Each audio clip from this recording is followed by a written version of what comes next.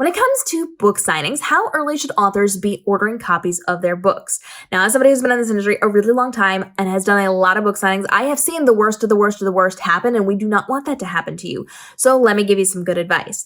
The best thing you can do as an author, and I understand not everybody can do this yet, but it is something you should 100% aspire to do if you cannot do it financially right now, and that is to have a stockpile of books at your home in case something happens. These are for your next event, even if that next event is not scheduled on the calendar. And these are also really good for selling copies through your website directly to your audience. So you should have a stockpile of your books. Not everybody can do it. I understand it. It should be something you save up for right now. If you're an author at all, you need to have a stockpile of your books, and you need to start saving toward that if you haven't done so already.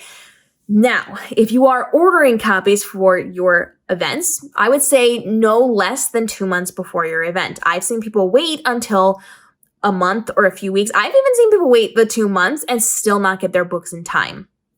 So I like the stockpile, because if you order things and they don't show up, you at least have some backup copies. So let me do some story times, because you need to hear about the worst of the worst. I once went to an event where the book printer flooded. And so many people, including me, did not receive copies of our books in time for the event. I had a stockpile. I had copies of my books in my home. I boxed them up. I shipped them across the country to the event. Did it cost me money? Yes, it did. But did I have books to sell? Yes, I did. The authors who do not have stockpiles did not have books. They showed up with an empty table. They had a clipboard where people signed up for books, but nobody did that. So they paid hundreds of dollars for a table at an event where they did not have products to sell, because they waited, and it wasn't even a last minute thing. They did it in a responsible, what they felt was a responsible time frame. We all could look at it and say, yes, you made the effort. You weren't waiting until the last minute, but it was still so close to it that when something happened with the printer, a lot of people ended up without books. So I think 2 months out from your event is the minimum responsible time that you can do it. Like, that's the furthest you can push it. If you know you have something coming up, get the books ordered. Now, if you're not sure how many to order, do a pre-order. That'll give you a decent idea of some people who are going to want your books, and then you can order some extra copies to see what you can sell. But you know that you have a guaranteed number that you're selling because you've already collected the money. They're just picking up their books at the event and having you sign them. So there's a lot of things that you can do to kind of navigate how many books you should be getting and all of that stuff. And if you want to have that conversation, do let me know. We'll do another episode on it.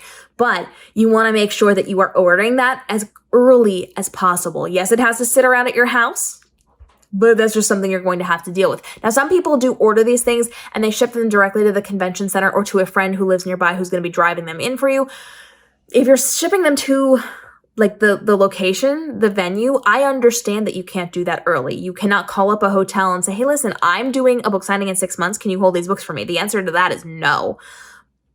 I understand that you're going to have to send some directly there, but have the backups just in case. Have something there. And if you have friends nearby that can drive them in, ship them to your friends, have them drive them in for you if you're flying in. That's where we're going with that one. If you can drive them yourself, by all means, ship them to yourself and then drive them. But make sure you have extra copies. Make sure you have that stockpile somewhere. It doesn't have to be a massive stockpile. I'm not talking about hundreds of books, but have a couple of copies of each of the books that you want represented there and have them just in case. So like I said, at that one event, the printer flooded and just destroyed all the books. Nobody had any books. And so I had received some of the books that I had ordered. And thank the good Lord, I had a stockpile. So some of my books were sent to my friend that I was staying with for that event. She got them, she checked them for me, everything was good. But a good chunk of my books were missing. They were caught up in that flood. And so I had to box up books from my own collection that I was saving to send out directly to directly sell them from my website. And I had to ship them across the country and then ship the remaining ones back to me. It was a whole process, but it was still better to have them there and be able to sell them than to not have them at all. That looked really unprofessional of those authors, even though we all told the readers what happened. The readers knew, but it was still one of those judgmental moments. And so having a stockpile is going to be incredibly important. I say no less than 2 months away from your event. Get those things ordered and shipped quickly to you. Don't do the slow one. Don't do the uninsured one, the untrackable one.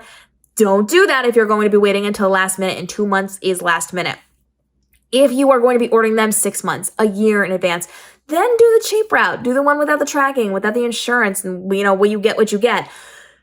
Thanks to that printer. We're not going to name them right now, but you want to make sure that you have as much as possible as early as possible. And if you need to, do those pre-orders so you have a decent idea of that, at least being able to sell some of those things. Have more than you anticipate selling. You want to have more. You don't want to run out, or at least you want to have a good amount before you run out. And then you should always have copies of your books to show them that you're not selling. And there are ways to do this without wasting a sale. And we talk about that here in our videos. If you want to know my trick for displaying my books and getting out information about my books without costing myself a sale because I have to copy them for them to like look at, let me know. I've talked about it in other episodes, but we can do another video on it as well. And let me know what questions you have about book signings. We're going to do a couple more episodes on book signings and tips and tricks and making sure that you are doing an effective book selling, because there's so much that goes into it that people don't talk about in this industry because they aren't trained and they don't know, but I am. I've been in the event industry for a really long time. So ask your questions, drop those down below, follow along for upcoming episodes as we continue to help you navigate the world of your publishing, from your writing to your publishing to your marketing, to make this your most profitable and most stress-free year ever. We'll see you in the upcoming episodes.